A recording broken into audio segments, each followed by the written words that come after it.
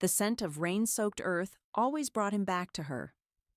Not the sharp, metallic tang of an impending storm, but the gentle, lingering perfume of a summer shower just past, when the world exhaled a sigh of relief. Today, the air in London was thick with that very scent, clinging to the damp cobblestones of his usual morning route. Elias pulled his trench coat tighter, the familiar weight a small comfort against the chill that had nothing to do with the weather. He tried to outrun it, the memory, the feeling, the ghost of her laughter that still echoed in the quiet corners of his flat. He'd packed his life into a few suitcases, traded the sun-drenched chaos of Rome for the muted elegance of London, hoping distance would finally sever the invisible tether that bound them. It hadn't.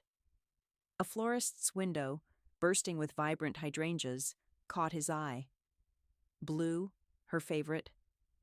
A wave of regret, sharp and sudden, washed over him. He thought of the letter, tucked away in the bottom drawer of his bedside table, unopened, unread. He'd penned it a year ago, a desperate plea for understanding, for forgiveness, for a chance to rewind time. But he'd never sent it. Act before it's too late, a voice, startlingly clear, whispered in his mind. It was his grandmother's voice, a woman whose wisdom had always been cloaked in plain, unvarnished truth. He remembered her saying it often, usually when he was procrastinating a difficult conversation or a bold decision. And now the words resonated with a painful clarity he couldn't ignore. The hydrangeas blurred as Leo's focus sharpened. His grandmother's words, a spectral guide, seemed to push him forward, past the floral display, past the bustling street, towards a decision he'd long deferred. He reached into his coat pocket, his fingers brushing against the cool metal of his phone. A year. A year of self-imposed exile, of London's gray skies mirroring the landscape of his heart, all because he'd lacked the courage to press send, or more accurately, to brave the silence that might follow. He pulled out his phone, the screen illuminating his reflection, a man caught between a past he couldn't change and a future he was too afraid to seize.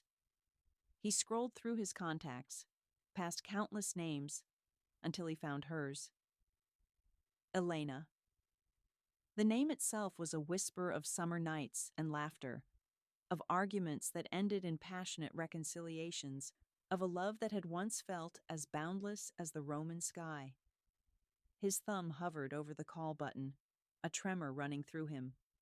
What would he say?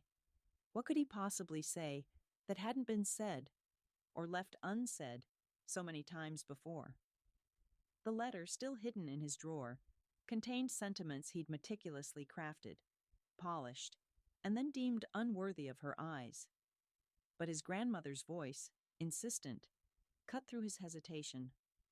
Act before it's too late.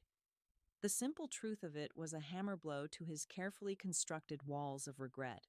He closed his eyes, took a deep breath, and pressed dial. The dial tone, a monotonous, rhythmic sound, filled the sudden void in the London rains drumming against his window. Each pulse of the tone was a beat in his own anxious heart, a countdown to a confrontation he had both yearned for and dreaded. He imagined her, perhaps in her small studio in Trastevere, painting, her hands smudged with cerulean and ochre, the scent of turpentine lingering in the air. Or maybe she was at the piazza sipping espresso, her dark hair falling across her face as she read a book. The mundane details of her life, once so intimately known, now felt like distant constellations. Then a click, a breath, and a voice soft and hesitant, yet undeniably hers. Hello? Elias's own breath hitched. The carefully rehearsed apologies, the profound declarations, the explanations he'd meticulously constructed over months of silent torment, all vanished from his mind like smoke. He was a man stripped bare, left with only the raw, unvarnished truth of his yearning. The silence stretched, thick and heavy, punctuated only by the distant rumble of a London bus. He could almost feel her confusion, her guarded curiosity radiating across the miles. Elena, he managed, his voice a rough whisper, barely recognizable even to himself. It's Elias. A beat of silence followed, longer than the previous one, pregnant with unspoken history. He imagined her frown, the slight tilt of her head as she processed his unexpected intrusion into her world. The sound of a distant church bell, muffled by the rain, reached him through the phone, a phantom echo of Rome. "Elias," she finally replied, her voice devoid of inflection, a flat line that betrayed nothing. It was not a question, not an exclamation, merely an acknowledgement of his existence. This neutral tone, more than any anger or surprise, sent a cold shiver down his spine. It suggested indifference, a possibility far more terrifying than reproach. He gripped the phone tighter, his knuckles white. I know this is sudden. I know it's probably the last thing you expected to hear from me." He paused, searching for the right words, for an entry point into the conversation he so desperately needed to have, yet so profoundly feared. I had to call." Another silence, this one shorter, but still unnerving. He pictured her in that moment, perhaps standing by a window, watching the Roman rain, or maybe still at her easel, a brush suspended in mid-air. He wished he could see her face, read the subtle shifts in her expression that once spoke volumes to him. "Why, Elias?" Her voice was still calm, too calm, but there was a faint tremor in the single word, a fragile thread of curiosity that he clung to like a lifeline. After all this time, why now?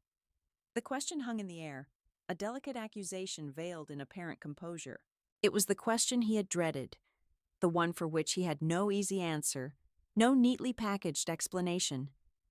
How could he distill months of self-imposed exile, years of silent longing, into a concise reply? How could he articulate the sudden visceral jolt that a handful of blue hydrangeas on a dreary London street had sent through the carefully constructed walls of his denial? I saw hydrangeas today," he began, the words feeling utterly inadequate, almost absurd, as they left his lips. He heard a soft, almost imperceptible sigh on the other end, and for a terrifying second, he thought she might hang up. "Blue ones. Just like the ones we used to buy for your studio, remember? The ones you said looked like tiny clustered clouds." He pressed on, hoping the shared memory would bridge the chasm between them, even if only for a moment. It was raining, much like it always seemed to be raining when we'd walk through the market in Trastevere. And it just hit me. Everything. All at once. He took a shaky breath, the weight of his unsaid words pressing down on him. "I remembered your laugh, Elena, the way you'd tilt your head back when something genuinely amused you. I remembered the scent of your paint, and the way your hands always smelled faintly of turpentine and lavender." He closed his eyes, conjuring her image, trying to anchor himself in the past they had shared, hoping it would give him the courage to confront the present. "I remembered my grandmother's words, too. She always said to act before it's too late. And I realized I've waited too long already. Far too long." His voice cracked on the last two words, betraying the carefully guarded composure he had tried to maintain. "I needed to hear your voice, Elena. I needed to know if there was still a chance." A heavy silence stretched between them, punctuated only by the faint crackle on the line, a stark reminder of the vast distance that now separated their lives. Elena's breath hitched, a soft, almost imperceptible sound that nonetheless resonated deeply within Elias. He heard the sudden intake, the subtle shift in her rhythm, and his heart pounded against his ribs, a frantic drumbeat of anticipation and dread. He imagined her on the other end, perhaps in her small Roman apartment, the familiar light filtering through the window, her hand still holding the worn ceramic mug he'd given her years ago. Elias. Her voice finally broke the stillness, a fragile whisper that carried the ghost of their shared past. It was softer than he remembered, tinged with an unexpected weariness, yet undeniably hers. The sound of his name, spoken by her, was a shock to his system, a jolt of electricity that both thrilled and terrified him. He had replayed this moment countless times in his mind, rehearsed 1,000 different scenarios, but none had prepared him for the raw vulnerability in her tone. He waited, his own breath held captive, for her to continue, for an indictment, a dismissal, or, impossibly, a flicker of hope. He braced himself for the sharp edge of her anger, the icy calm of her indifference, anything but this delicate uncertainty. The city hummed around him, a distant, muffled symphony, but all he could hear was the echo of her voice, a melody he had foolishly believed he could forget. "Elias," she repeated, this time with a faint tremor. It's been a long time." He found his voice, a rough, untamed thing that felt alien in his own throat. "Elena. Yes. Too long." The words hung in the air between them, heavy with unspoken history. He wanted to apologize, to explain, to plead, but a knot of fear constricted his chest, trapping the torrent of words he suddenly longed to pour out.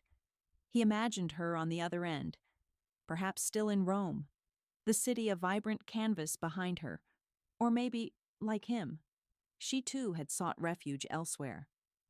The thought that she might have moved on, built a new life, twisted a fresh pang of regret within him. Why now, Elias? Her question was direct, devoid of accusation, yet it pierced him with its quiet intensity. It was the question he had dreaded, the one he hadn't fully answered even for himself. He thought of the hydrangeas, their vibrant blues and purples a stark contrast to the dreary London day, and how they had unlocked a flood of memories he had so carefully compartmentalized. He thought of his grandmother's knowing smile, her words echoing in his mind. Act before it's too late. Was it too late? The thought was a cold dread.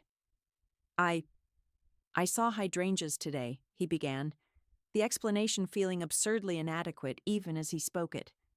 In a shop window. They reminded me of you. He winced inwardly.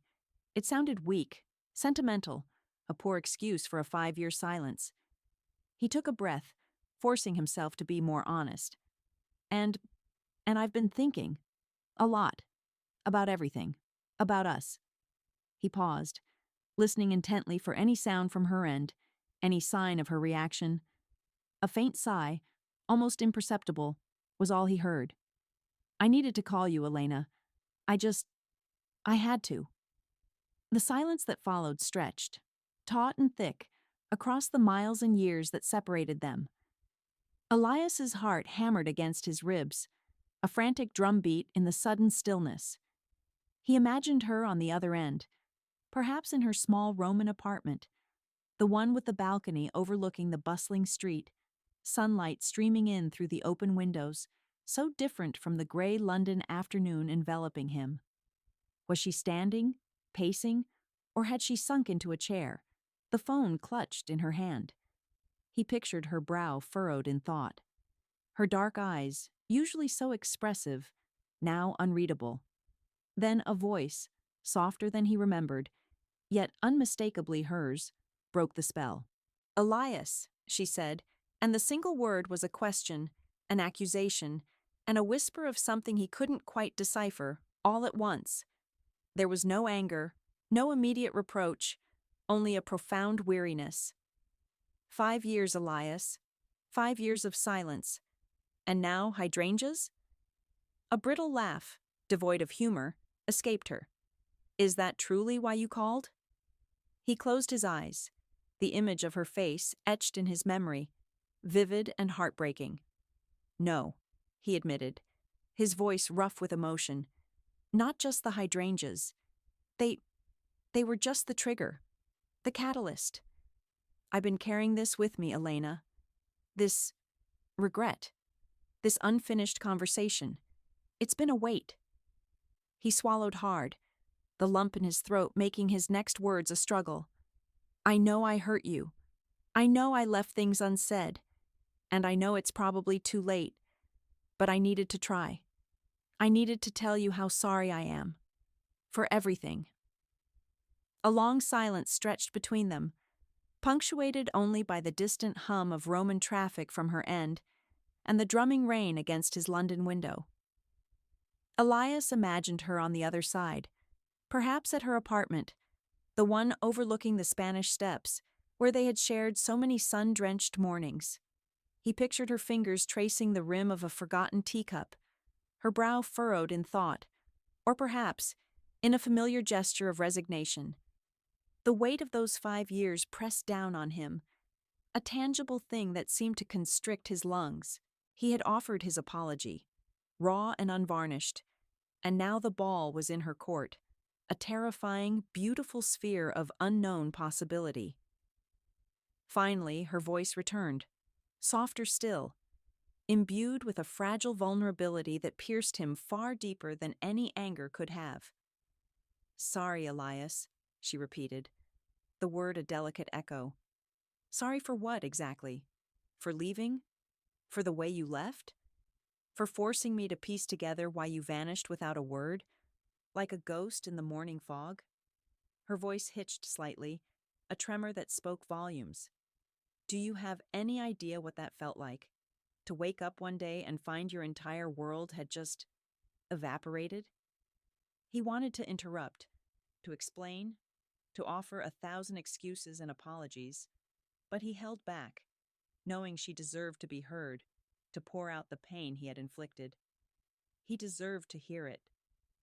I can only imagine, he said, his voice barely a whisper, and I don't expect you to forgive me.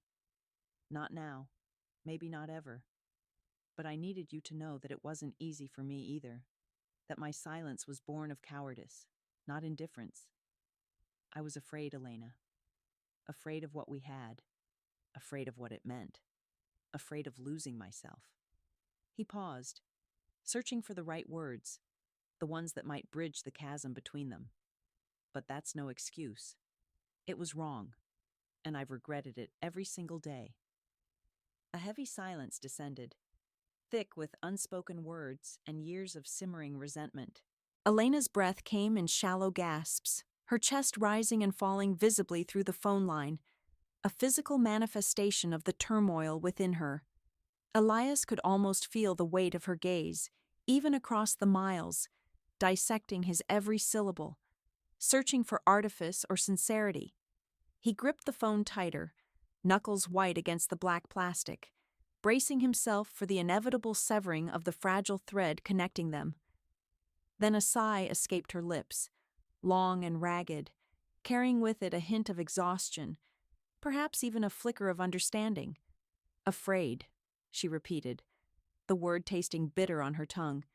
You were afraid, and I was left to pick up the pieces, wondering if I had imagined everything, if our love was just a play you decided to abandon mid-act. Her voice softened then, a dangerous shift that pricked at his conscience. Do you know how many times I replayed our last conversation, searching for a clue, a sign that you were planning to disappear? How many nights I spent staring at my phone, willing it to ring, to show your name? He closed his eyes, a sharp ache forming behind them. I know, Elena, and there's nothing I can say to make that right. He swallowed hard, the dryness in his throat mirroring the desolation in his soul. But I'm not asking for forgiveness. Not yet. I needed you to hear it. From me. That I was wrong. That I'm sorry.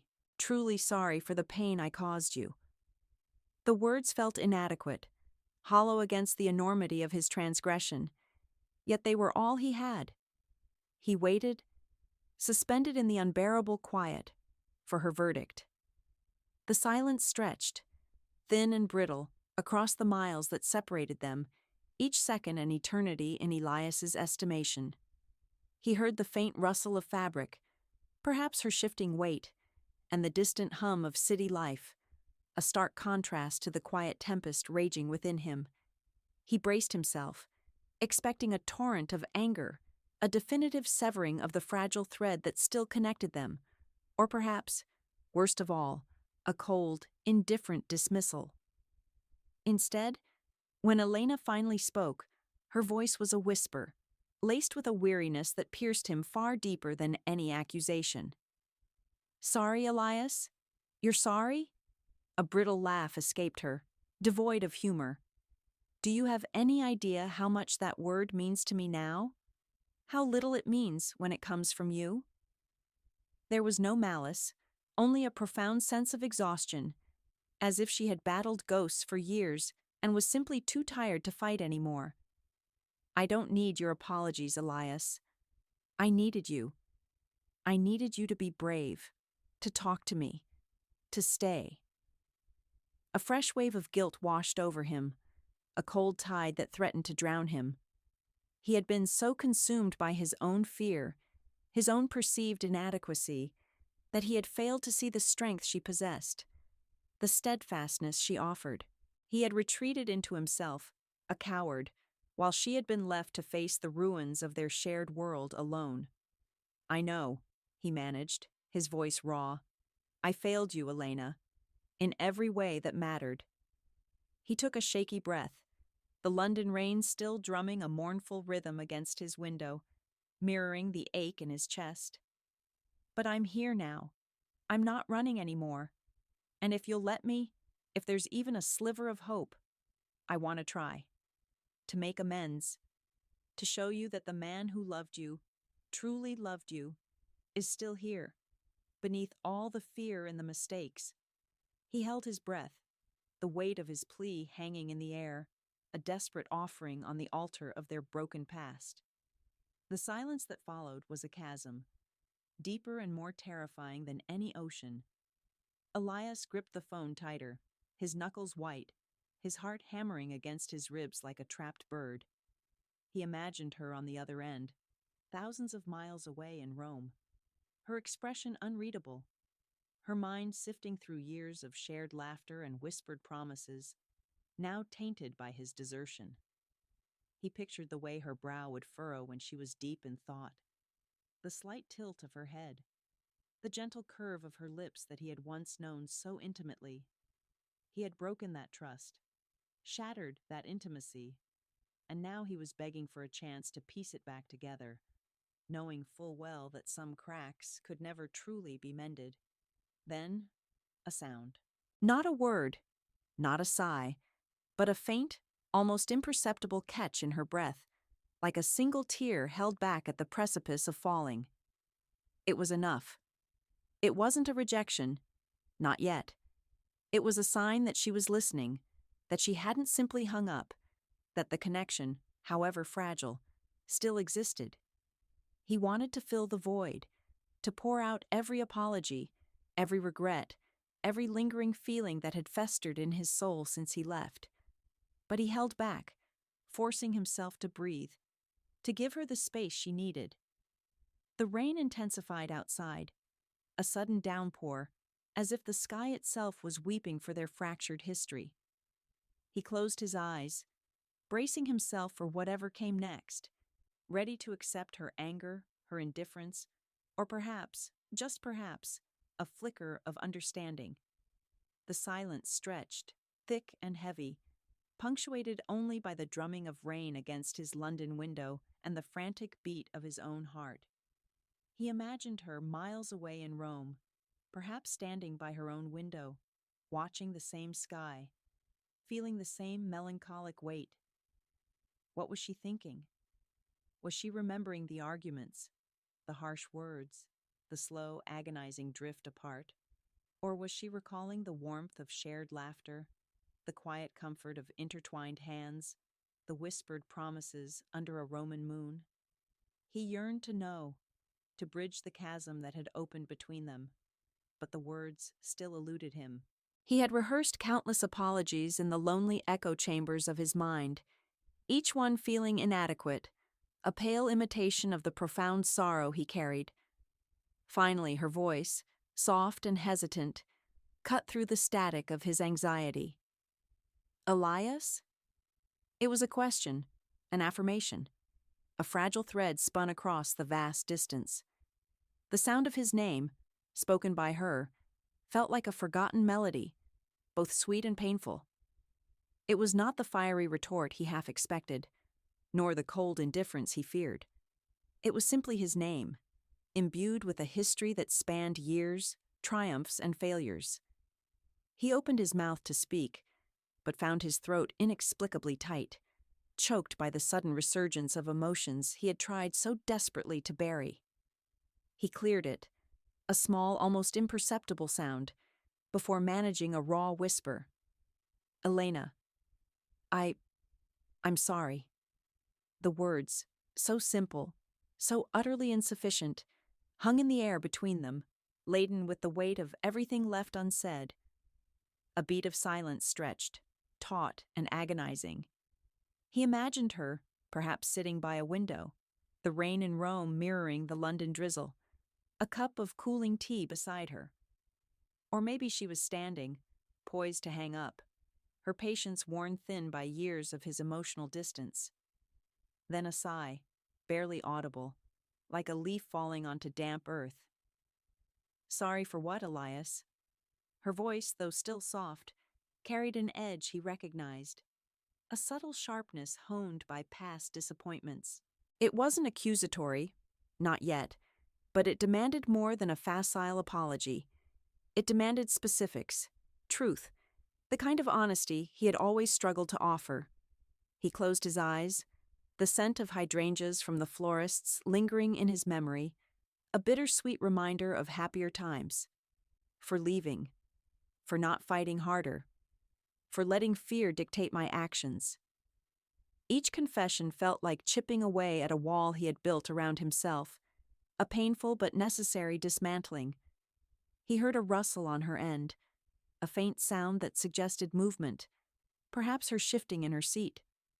"I should have told you how much you meant to me, how much I needed you, instead of retreating into myself. I should have listened to my grandmother."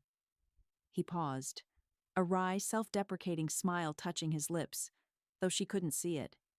She always said, "Love is not a silent language, Elias. It needs to be spoken, nurtured, fought for." A heavy silence descended, stretched taut between London and Rome, filled only by the faint hum of the connection. Elias braced himself for the dial tone, for the definitive click that would sever their fragile link.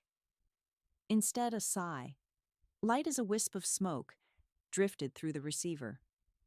It wasn't a sigh of exasperation, he realized, but one tinged with an unexpected weariness.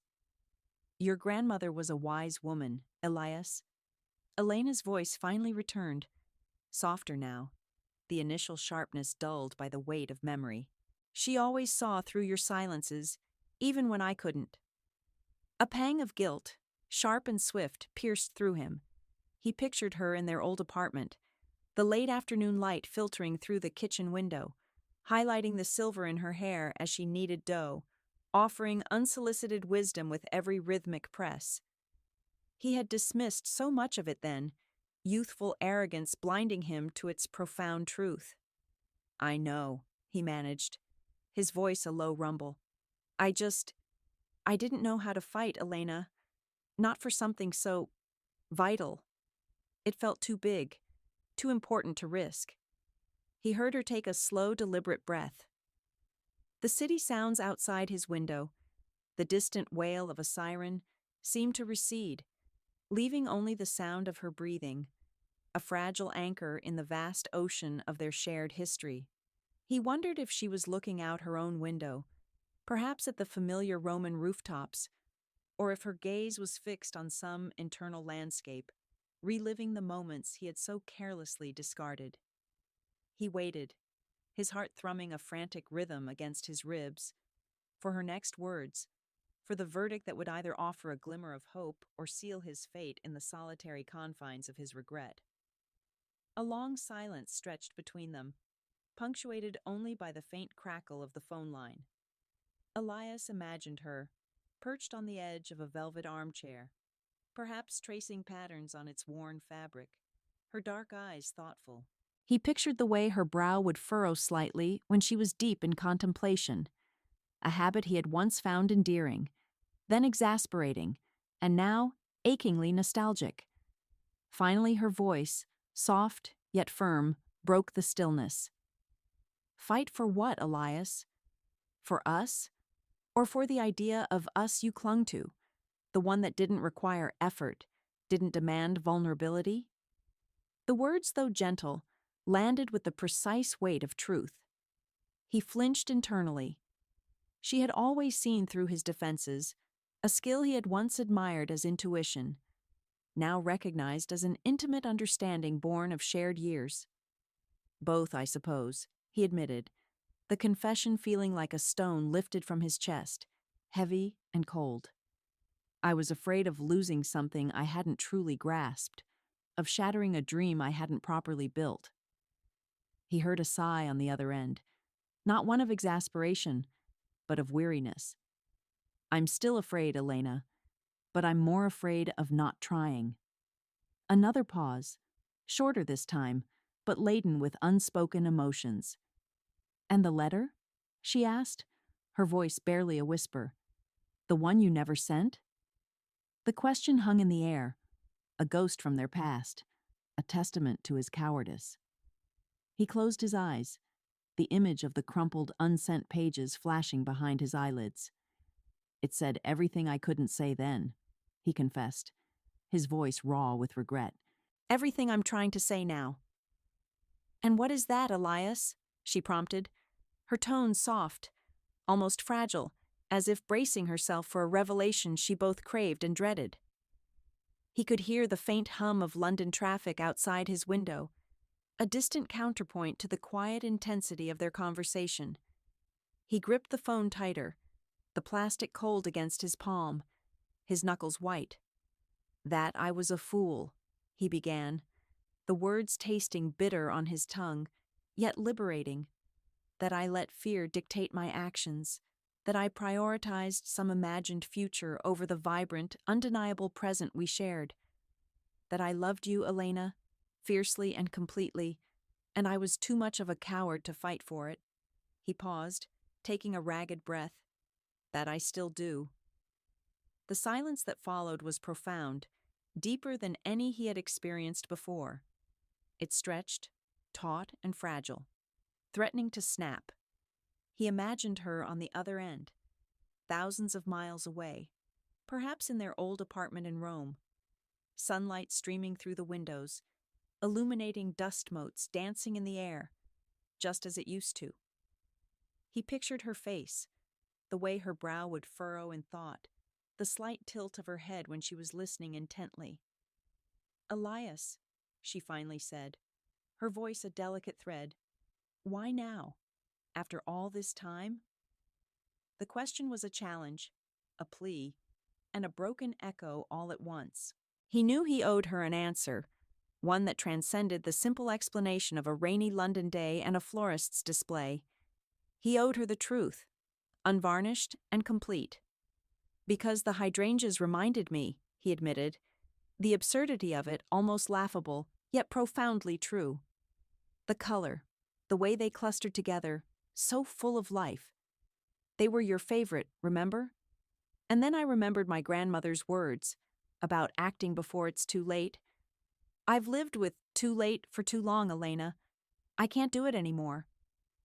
He heard a faint catch in her breath, a sound that pierced through the static of the phone line and settled deep within him. So, a flower stall in London finally gave you the courage a lifetime of shared moments, couldn't? Her voice held a hint of irony, a familiar sharpness he had almost forgotten, yet it was softened by an underlying current of something he dared to hope was not entirely resentment. Perhaps it wasn't courage, he corrected softly, but desperation. A desperate need to amend a mistake that has haunted every waking moment since I left Rome. A desperate hope that perhaps, just perhaps, it isn't too late after all. He held his breath, the weight of his confession hanging heavy in the air, waiting for her verdict. A long silence stretched between them, punctuated only by the distant hum of London traffic Elias had grown accustomed to, and what sounded like a faint rhythmic tapping from Elena's end, perhaps her fingers against a wooden table, or the nervous drumming of a pen. He pictured her in their old apartment, the one overlooking the Tiber, bathed in the warm golden light of a Roman afternoon, her dark hair falling just so, a slight frown creasing her brow as she considered his words. The image was so vivid it almost hurt. Desperation, she finally echoed, the word a soft exhalation, devoid of the earlier bite. That's a powerful motivator, Elias. But sometimes, desperation can lead to more mistakes, not fewer. Her tone was cautious, reserved, a shield he recognized all too well. It was the same shield she erected whenever a conversation veered into territory too vulnerable, too raw. I know, he admitted, his voice barely a whisper. And I understand if you don't want to hear it. I understand if it's too much, too late. But I had to try. I couldn't live with the what if anymore. Not after seeing those hydrangeas. Not after remembering everything. He paused, gathering courage, willing his voice to remain steady. I have something I need to tell you. Something I should have said years ago. Something I wrote down, but never had the nerve to send. A heavy silence stretched across the miles, punctuated only by the subtle crackle of the phone line. Elias imagined her, perhaps by a window, watching the Roman rain fall, just as he watched the London drizzle. He could almost feel the weight of her gaze, even unseen, assessing him, dissecting his words. He knew she was considering his desperation, weighing it against the 5 years of nothingness. The letter, Elena finally said, her voice still an unfamiliar blend of curiosity and weariness. You mentioned it before. What was in it, Elias, that you couldn't bring yourself to send? There was a brittle edge to her question, a challenge that suggested she expected more excuses, more half-truths. He took a deep breath, the scent of damp earth and distant traffic filtering through his open window. Everything, he confessed, the word feeling inadequate, small. Everything I felt, everything I regretted, everything I was too much of a coward to say to your face. It was an apology, a confession, a desperate plea. It was me, stripped bare, on paper. He paused, searching for the right words to convey the depth of his past turmoil, the internal struggle that had paralyzed him. I outlined every reason I left, every fear that choked me, the fear of not being enough, the fear of losing myself, the fear of being truly happy, I suppose. It sounds absurd now, even to me, but it was real then. And it was all in that letter. My love for you, my absolute, undeniable love, was in every line. He could almost see her flinch, even over the phone, at the blatant declaration, the raw sincerity of it. He had bared his soul, not just to her, but to the empty pages of a letter he had never mailed, and now to her, across an ocean of time and regret. I burned it, eventually, he admitted, the memory of the curling flame and the acrid smoke still vivid. Months ago, it felt like a monument to my own failure, a testament to what I couldn't do. But the words, Elena, they're still here, in my head, in my heart.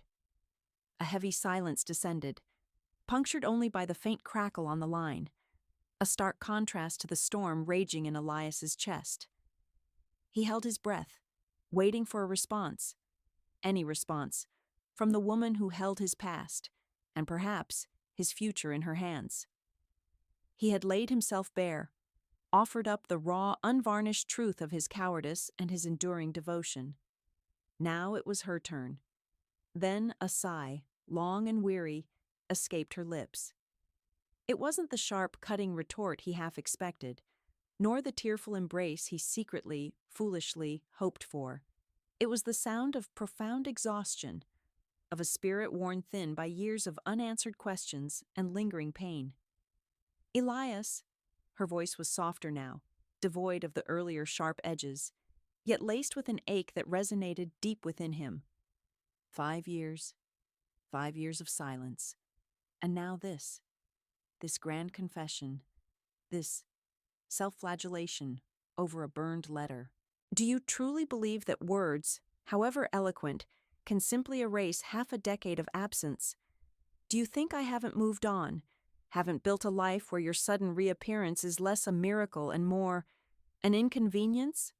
Each word was a precise, painful jab, finding its mark with unnerving accuracy. He deserved it, he knew, every accusation, every doubt. But the sting was no less potent.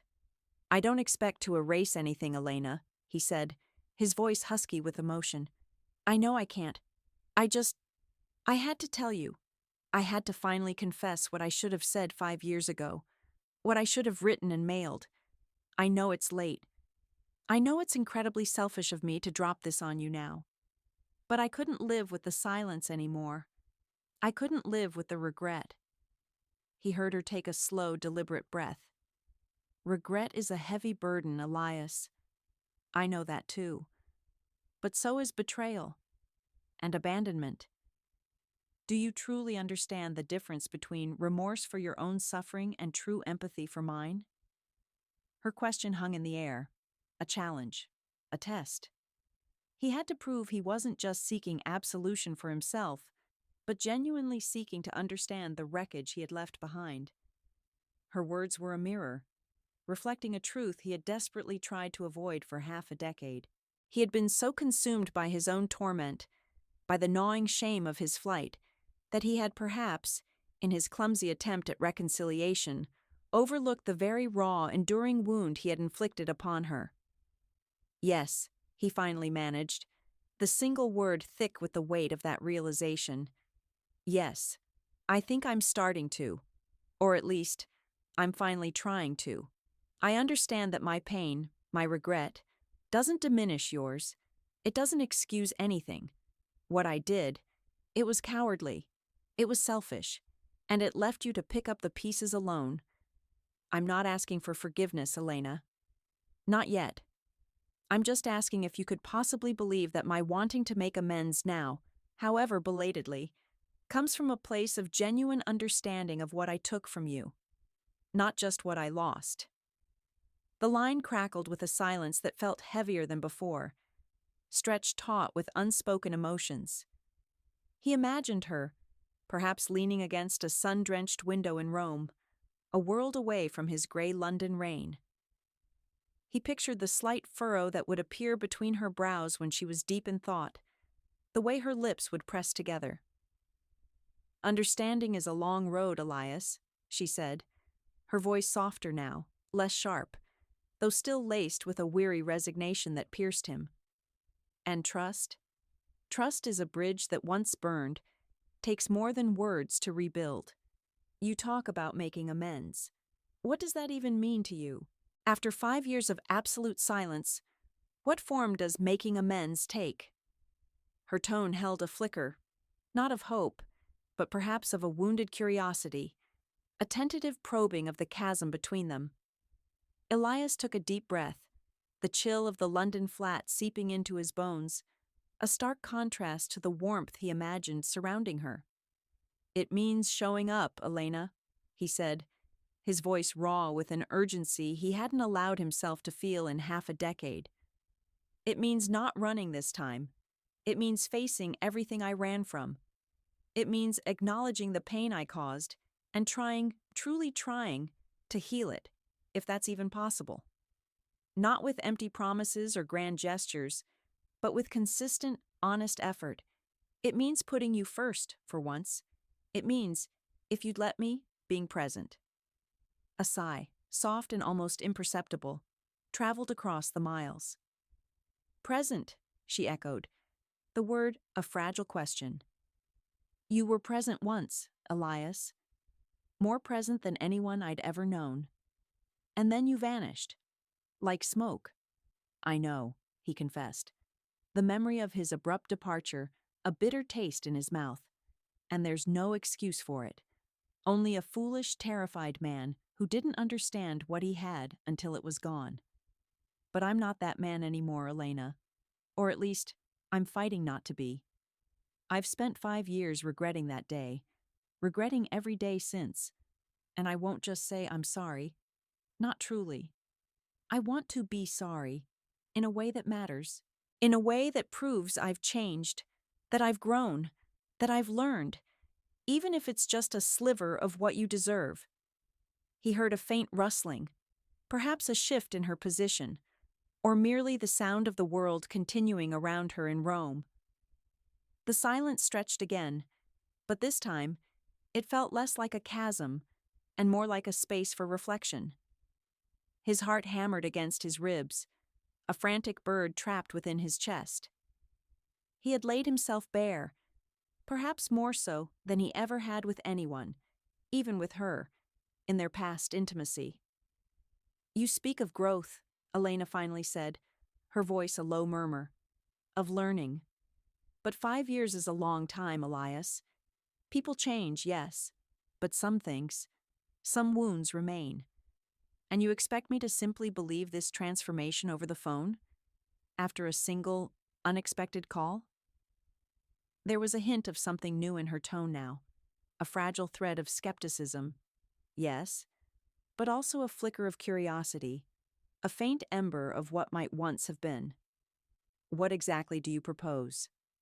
Elias swallowed, his throat suddenly dry.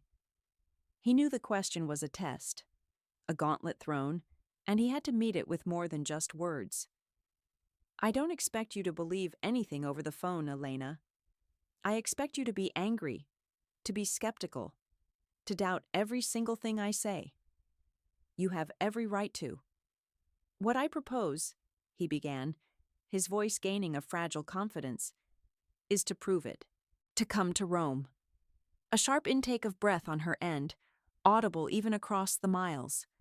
Come to Rome? She repeated, the words laced with incredulity, perhaps even a touch of derision. After all this time, just like that, you think you can simply waltz back into my life, back into the city we shared, and everything will be… what? Forgiven? Forgotten? No, he said, shaking his head, though she couldn't see it. Not forgiven, not forgotten. But perhaps, understood.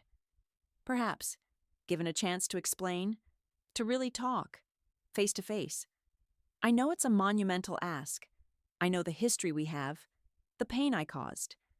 But I'm not asking for a return to the past, Elena. I'm asking for a single conversation. An hour, if you'd grant it. To look you in the eye and tell you everything I couldn't 5 years ago. To show you the man I am now, not the boy who ran away. The silence that followed was heavier, imbued with the weight of possibility and the echoes of their shared past. He could almost feel the warm Roman air, the scent of jasmine and old stone, the memory of her hand in his.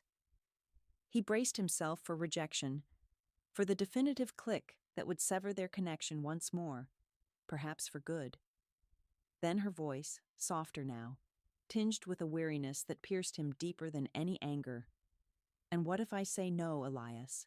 What if I tell you that the wounds are too deep, that the bridge is burned beyond repair?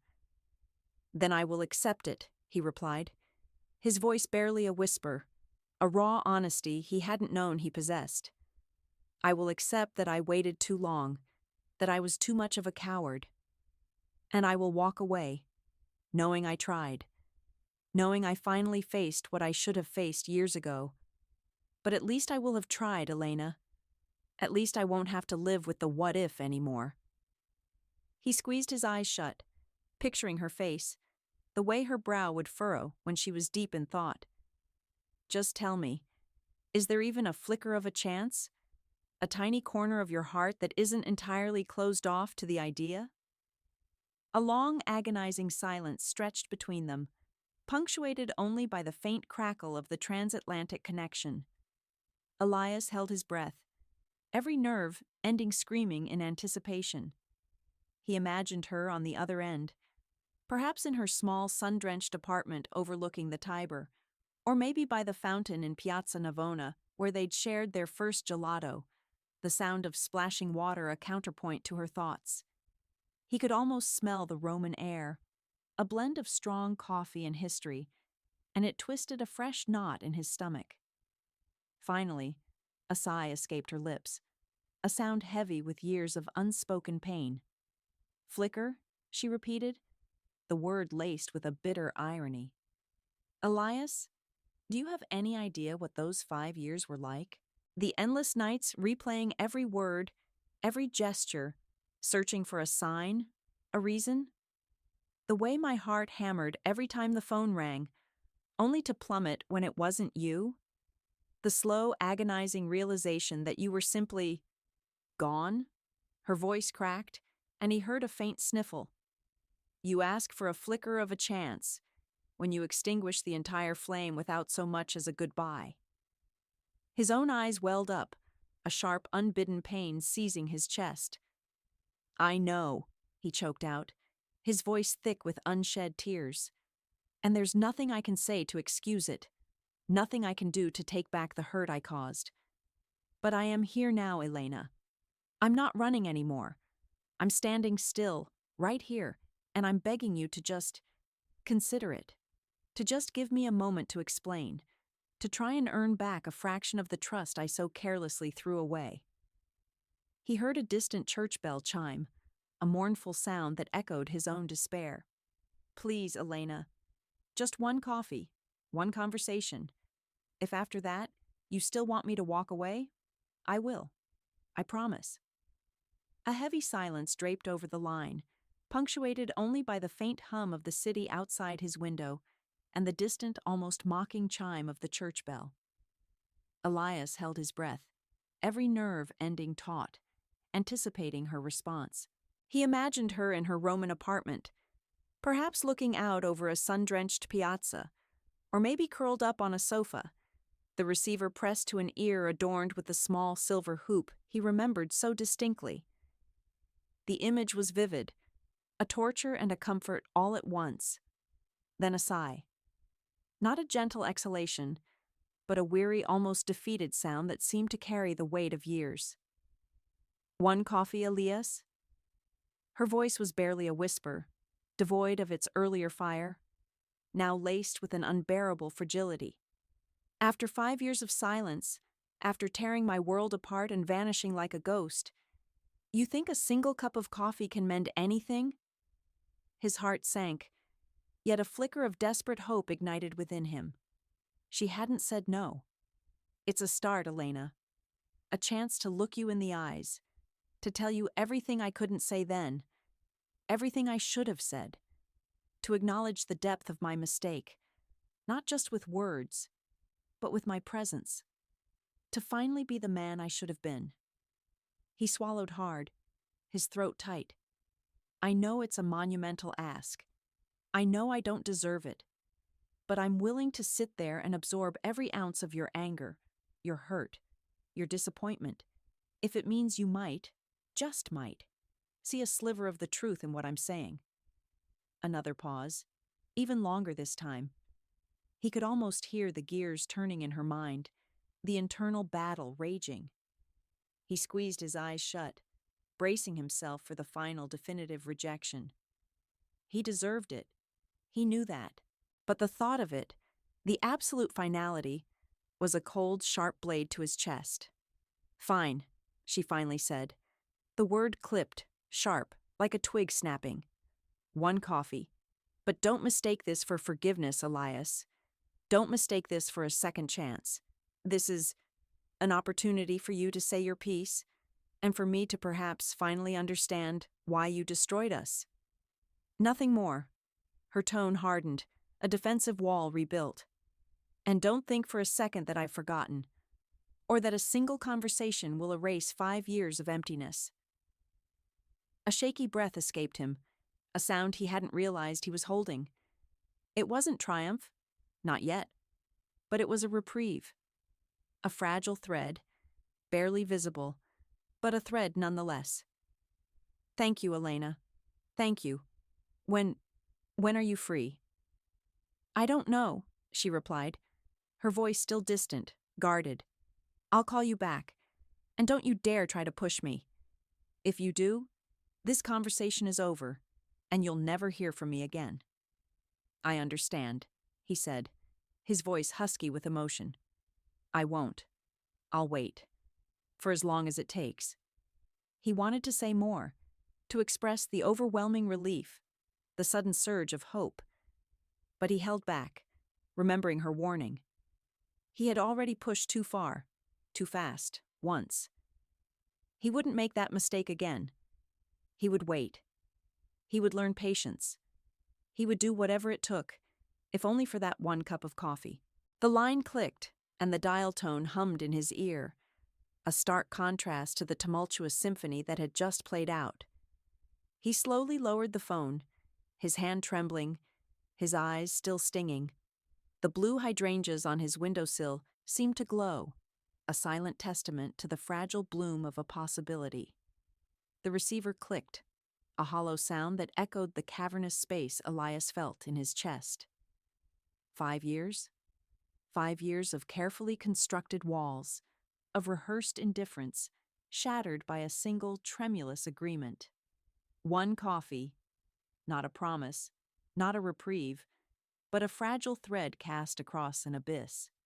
He ran a hand over his face, the stubble rough against his palm, a testament to the sleepless night that had preceded this monumental call. He left the phone untouched for days, a silent sentinel on his bedside table, a constant reminder of the patience he had pledged. He found himself walking the city streets with a new awareness, the scent of espresso from a sidewalk cafe no longer a sharp pang of regret, but an anticipation. He started sketching again, the charcoal moving across the paper with a renewed purpose, capturing the fleeting expressions of strangers, the play of light on old stone, anything to channel the restless energy that pulsed through him. Each morning, he woke with a quiet hope. Each evening, he fell asleep with a whispered prayer.